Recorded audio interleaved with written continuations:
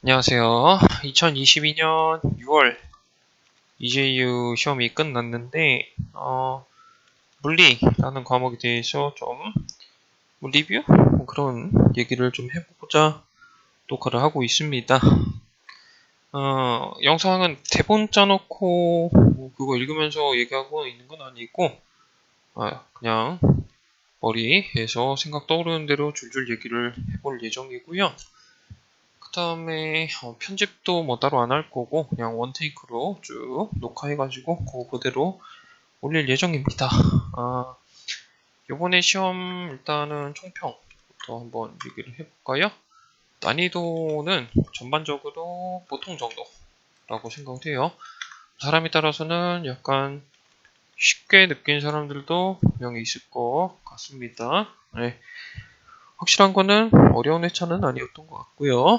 그 다음에 그렇게 생각하는 이유 중에 하나가 역학 파트가 매우 쉬웠죠. 너무 쉬움. 그죠? 역학 파트가 이제 맨 앞에 6문제가 나오잖아요. 근데 거기가 쉬우면은 보통 이제 체감 난이도가 확 떨어지는 경향이 좀 있는 것 같아요. 그리고 많은 사람들이 역학을 다 열심히 하고 잘한다고 착각을 하고 있으니까 쉬우면은 쉽다고 생각을 하죠. 전체적으로도. 다만 18번 문제 전자기억이죠. 그죠? 18번이 교류 에러에서 문제가 나왔는데요. 마이너한 주제죠. 교류. 4년에 한 번 정도 나올까 말까 그런 빈도로 나왔었어요. 기억하기로는 13년인가 나왔던 것 같고 19년인가 또 나왔던 것 같고 그랬으니까 이번에 나올 수도 있고 안 나올 수도 있는 그런 주제인데 좀 메인 주제는 아니었던 것 같고 그 다음에 19번 원자 파트죠. 원자 파트에서 한 문제가 나오는데 이번에 브레그 반사라는 주제에서 나왔어요. 브레그 반사라는 주제도 마이너한 주제긴 한데 그렇게 어려운 주제는 아니죠, 사실. 그지? 양도 거의 없는 주제고 해서 기억이 나셨으면 아마 잘 풀지 않았을까 그렇게 생각을 합니다. 그래서 파트별로 이제 1번부터 19번까지 쭉 제가 얘기를 좀 해볼게요. 간단하게. 좀 수업하는 거 아니니까 그냥 생각나는 대로 잡담 좀 섞어가면서 얘기를 할 거고 이런 설명하는 것도 아니고요. 그래서 논리적으로 얘기를 하는 것도 아니고 하니까 그냥 재미삼아서 쉬는 김에 한번 봐주세요. 그렇게 취지는 그렇습니다. 그래서 파트별로 역학부터 좀 얘기를 해보면 역학의 1번 문제 번호는 1번이죠.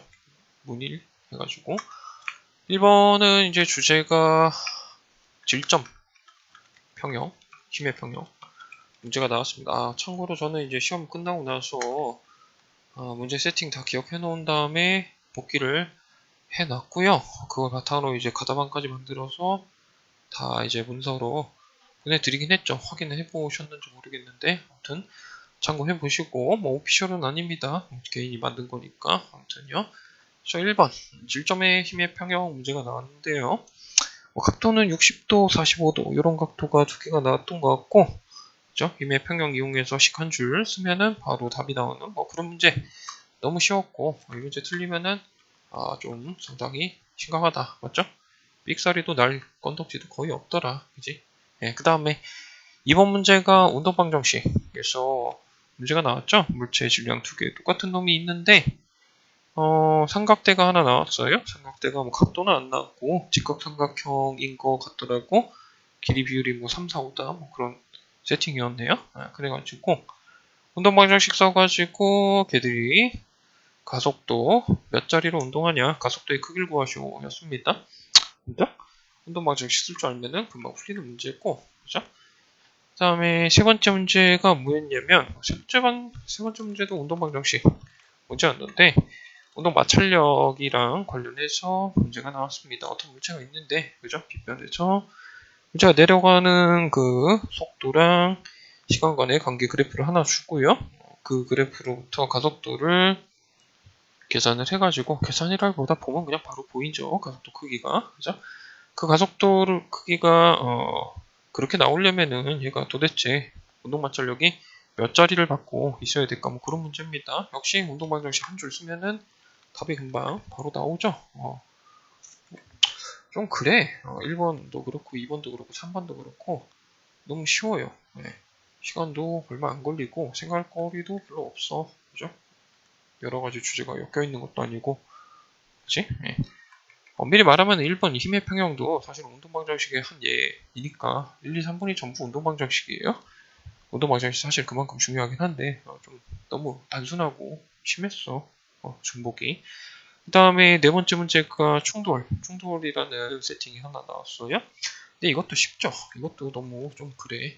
충돌 문제가 나와가지고 운동량 보존 쓰면 되는데 운동량 보존 한 줄 쓰는 것도 너무 쉬운 세팅이었고, 그 다음에 그거 가지고 충돌 후에 한 놈이 뭐 멈췄다 이런 세팅이었거든요. 그러니까 충돌 후에 다른 한 놈의 빠르기가 또 금방 나옵니다. 이 식에서. 그죠?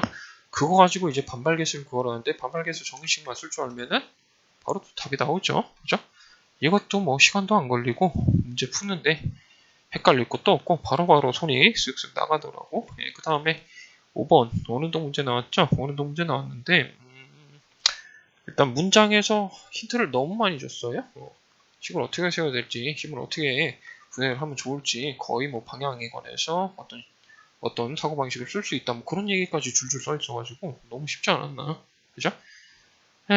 원운동 푸는 원칙 그대로 지켜가지고 식 쓰시고 식 연립이라고 말을 하긴 하는데 변변 나누면은 바로 그냥 답이 튀어나오는 뭐 그런 세팅이었습니다. 이것도 쉬웠고, 그 다음에 여섯 번째 문제가 만유인력 그리고 원운동이 엮여 있는 문제였어요. 그죠? 원운동하는 물체가 원운동할 수 있는 이유가 구심력이라는 게 있어야 되는데, 그죠?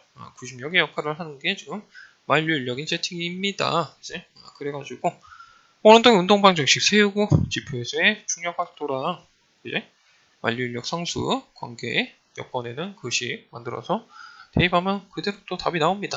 이것도 많이 연습을 했을 거라고 보고요. 그죠? 그죠? 1, 2, 3, 4, 5, 6번 다 보시면은 너무 쉬워. 참, 그리고 여태 이런 적은 없었던 것 같은데, 여섯 문제 푸는 동안 역학적 에너지 보존이란 거를 전혀 쓸 순간이 없었어요. 그죠? 역학적 에너지 보존 굉장히 많이 쓰는 법칙인데, 그지? 요번 회차는 아예 그것조차 쓸 필요가 없었다. 거의 식 한 줄 쓰면은 답 나오고, 식 한 줄 쓰면 답 나오고, 식 한 줄 쓰면 답 나오고, 식 두 줄 쓰면 답 나오고, 식 한 줄 쓰면 답 나오고, 이것도 거의 식 한 줄 쓰면 답 나오고 해서, 역학이 진짜 빨리 풀리면은 15분 이내로도 충분히 여유롭게 풀지 않았을까 뭐 싶습니다. 그 다음에 두 번째 파트, 연력학 파트, 열 파트인데, 연력학 첫 번째 문제 번호로는 7번이죠. 7번이 연량 계산 문제예요. 근데 간단합니다. 그지? 약간 세팅이 보통 얘년은 두 물체를 섞잖아요. 뜨거운 거랑 차가운 거 섞어서 열 주고받는 동안 계산 문제가 주로 나오는데, 지금 이거는 일정 비율로 열 주는 동안 그죠? 어떻게 물체가 그죠? 얼음이란 애가 물 되고 물이 수증기 되는 동안 뭐 열을 받았다 뭐 그런 문제인데 쉽죠. 이것도 오히려 더 쉬웠던 것 같아 솔직히. 그 다음에 8번 이게 연력학 문제인데 그러니까 열 문제가 아니라 연력학 문제인데, 그치? 피스톤이 자유롭게 움직일 수 있는, 부드럽게 움직일 수 있는 피스톤이 등장을 했어요. 그러면은 뭐 떠올리시면 되냐? 힘의 평형 떠올리시면 되고, 그죠? 대기는 뭐 일정하다, 뭐 그런 세팅이었으니까, 예, 뭐 대충 예상은 되죠? 어떻게 풀어야 되는지. 그래서 기체가 쭉 열 들어가는 동안 팽창을 한대요. 열 들어가는 동안 정압 변화 하는구나. 그러다가 중간에 이제 스토퍼가 있어가지고 스토퍼에 걸린 이후부터는 부피가 못 변하니까 그 이후로는 정적 변화구나 하고, 그렇게 이제 변화가 일어나는 동안 기체의 온도가 시간이랑 어떻게 관계를 맺고 좀 변하고 있을까 그래프 골라주세요. 뭐 그런 문제였는데 정적 정압 변화인 거 눈치챘으면은 연력학 제1법칙 그죠? 제1법칙 써가지고 온도가 어떻게 변할지 예측해주면 됩니다. 그죠? 조금 8번은 뭐 헷갈리는 학생들도 좀 있었을 것 같은데 잘 해결이 됐기를 바랍니다. 약간 오답 가능성은 있어 보이는 문제였어요. 네. 그 다음에 연력학 세 번째 문제 번호로 9번이죠. PV 그래프가 나왔고요. PV 그래프에 이제 곡선이 두 개가 등장했는데, 문제에서 문장이 알려주기를, 그죠? 하나는 등원이고 하나는 단열 변화일 거래요. 그러면은 뻔하죠. 어느 게 단열이고 어느 게 등원인지 고르는 방식 뻔하잖아. 기울기 보고 체크해주면 되는데, 그치? 그거 골라주고 그 다음에 등원이랑 단열이랑 변화가 일어나는 동안 연료각질 법칙 써가지고, 그치? 각 물리량의 부호 판단하는 뭐 전형적인 기본 연습 문제였습니다. 다만 이제 9번은 문제가 분량이 좀 상당히 길었죠. 그죠? 두 페이지에 걸쳐서 문제가 쭉 제시가 됐는데, 그죠? 한 페이지 살짝 넘어갔었잖아요. 그죠? 그래서 그거 양만 조금 어떻게 잘 집중해서 처리했으면은 뭐 잘 됐을 것 같습니다. 역시 부호 실수 없었기를 바랍니다. 그래서 연력학이 뭐 난이도로 치면은 평소랑 비슷해요, 사실. 그지? 근데 역학이 워낙 쉽다 보니까 상대적으로 조금 그래도 변별력이 있어 보이는 그런 착시 효과가 있긴 하네요. 8번, 9번이 약간 오답이 있을 수도 있겠다. 뭐 그런 느낌. 그 다음에 세 번째 파트 파동이죠. 그죠? 파동의 첫 번째 문제가 문제 번호로 10번인데 파형 그래프가 나왔고요. 그죠? 그거에다가 추가로 파가 전달되는 방향이랑 빠르기까지 알려주고 그거 가지고 특정 위치에서 단진동의 식, 그러니까 변이식을 만들어 보래요. 그죠? 그래프 하나 덧대가지고, 그지? 변이가 어떻게 변할지 예측해주고, 그 변이 이동하는 거 예측됐으면은 단진도 그래프 하나 그려본 다음에 그 그래프 보고 식 만드시면 그대로 답이었을 것 같아. 이것도 뭐 크게 어렵지 않았을 겁니다. SS 수준에서 충분히 많이 연습이 되어 있을 거죠. 그죠? 파의 식 만드는 것 치고는 조금 쉬운 편이었을 거라는 것도, 그죠? 이해되죠? 뭔 말인지?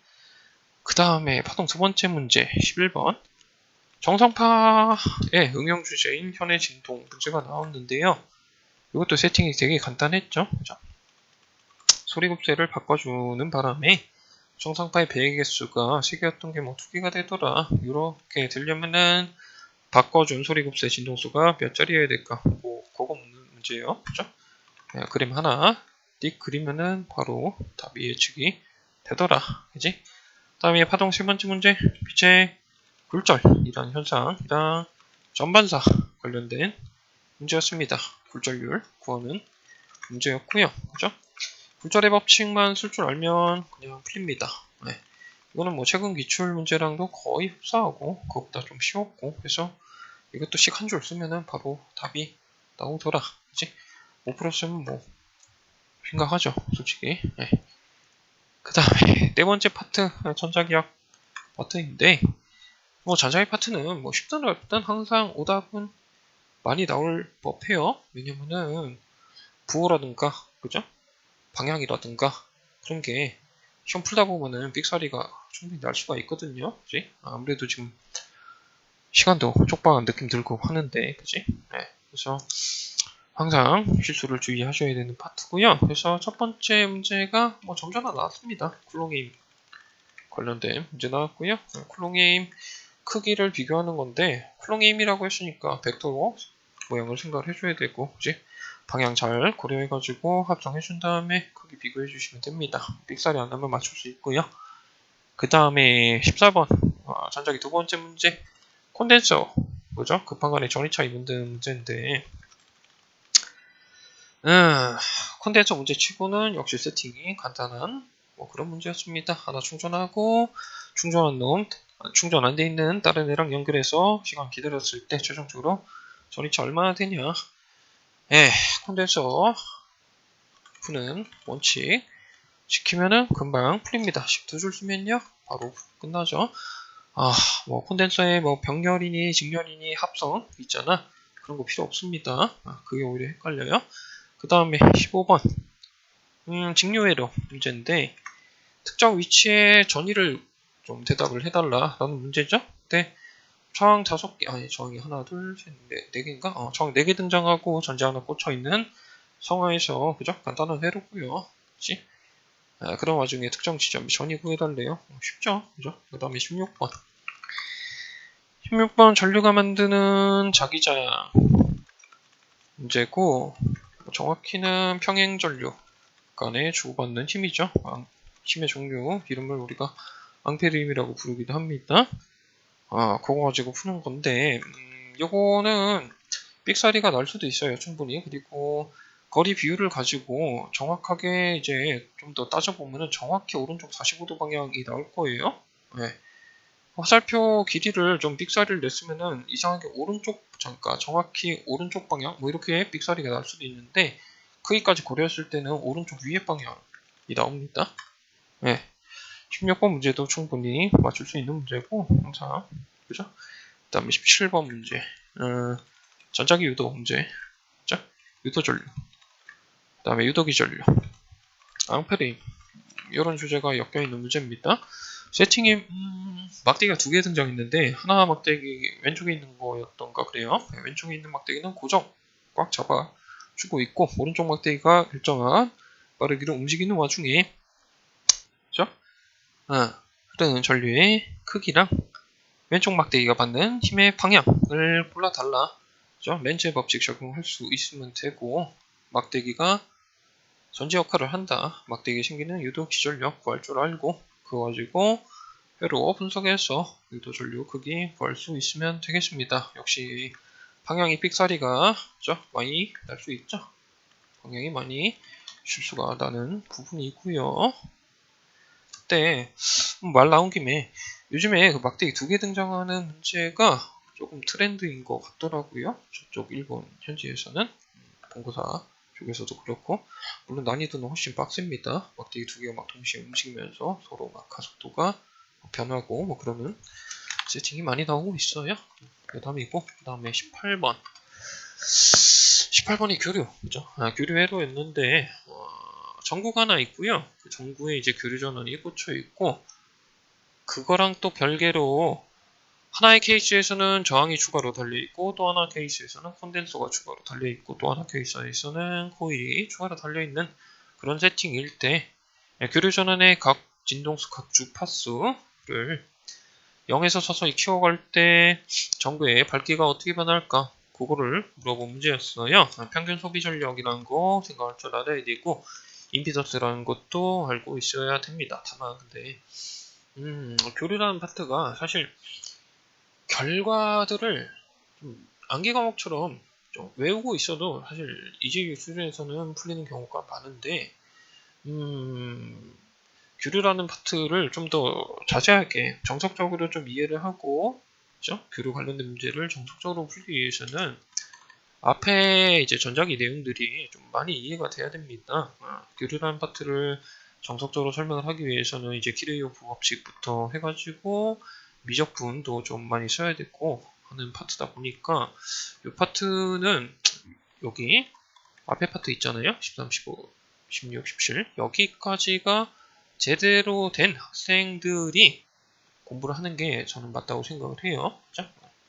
아무튼 뭐 그래도 결론적으로 한 번이라도 공부를 해보셨고 그 결과들을 기억을 하고 있다가 꼭 메모를 해놨다가 시험 직전에 봤으면은 충분히 맞출 수 있는 그런 문제였던 것 같습니다. 네.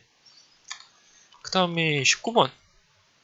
19번은 원자 파트죠. 네, 다섯 번째 파트 해가지고 원자 파트인데, 원자 파트에서 브래그 반사 혹은 브래그 조건이라고 부르기도 하는 그런 주제에서 문제가 나왔습니다. 네, 조금 생소한 주제라서, 그죠? 물론 원자 이제 특강 수업 때 다 터치를 하고 충분히 보긴 했는데, 그래도 양이 적다 보니까 순식간에 좀 지나간 그런 느낌이 있을 수도 있을 것 같아요. 네, 양은 적기 때문에. 네, 근데 그 그림 작도를 좀 할 줄 알아야 되고요. 그림 작도를 해가지고 두 개의 X선이 지나가는 경로차를 식으로 만든 다음에, 경로차를 식으로 만들고 보강 간섭 조건을 이용해가지고 식 만들어서 거기서 이제 계산으로 끝을 내면 되는 문제였습니다. 사실 알면은 어렵지 않은 문제고 굉장히 내용도 없는 문제예요. 그림 작도 할 줄 알고 나머지는 파동에서 간섭 현상 처리하는 방식이랑 똑같이 처리하면 된다 라고 말씀을 드렸는데, 어떻게 잘 기억이 나가지고 풀이었기를 좀 기원을 합니다. 뭐 안 됐으면 아쉽지만 어쩔 수 없고, 그죠?